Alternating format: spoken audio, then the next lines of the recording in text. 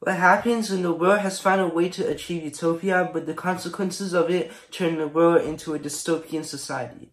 This is the perfect world of Scythe, a world that everyone has dreamed of, where humanity has reached its greatest potential, and they've conquered pain, suffering, war, and even made themselves immortal. However, the consequences of creating such a utopia mean that this immortal population is just exploding, and there's nothing to contain it. So the scythes were created, colorful people who were in charge of rightfully killing a certain amount of people every month to contain the population. These colorful Grim Reapers just pop out in this boring, over-accomplished civilization, and the presence just means death. So, this utopia actually has a dystopian feel with everyone just living in fear of these scythes. The reverse psychology of Scythe really impressed me because the dystopian genre is kind of being overused. So I found the idea of a utopia that has consequences that makes it feel like a dystopian society very refreshing. So the story is told by two kids, Scythe and Rowan,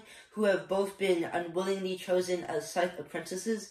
And through them, we get to explore this utopia where people splat for amusement and get revived in healing centers, and also where AI has grown so advanced that it has become an all-knowing, all-seeing, self-aware entity called the Thunderhead. You get to see the different types of people in the society, like the people who live in hatred and fear of the scythes, and also the people who suck up to them and give them gifts, hoping that they won't kill them next. And also within the scythedom itself, you get to see how the different scythes interpret this killing business and how they choose their victims without bias. For example, Scythe Faraday, who looks at statistics of accidental deaths, and that's how he chooses his victims.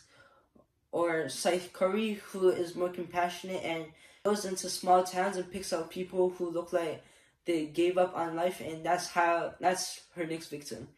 Or the psychopath Scythe Goddard, who makes every killing look like a spectacle, which is like psychopathic. So as I was reading Scythe, I just thought that this concept of scythes was wild, and if scythes actually existed in this world, would it be ethically right to kill others to contain the population? Yeah, Scythe is a very heavy novel that leaves you burning with questions afterward. Neil Shusterman definitely comes up with the craziest ideas, and this is one crazy book that you have to read.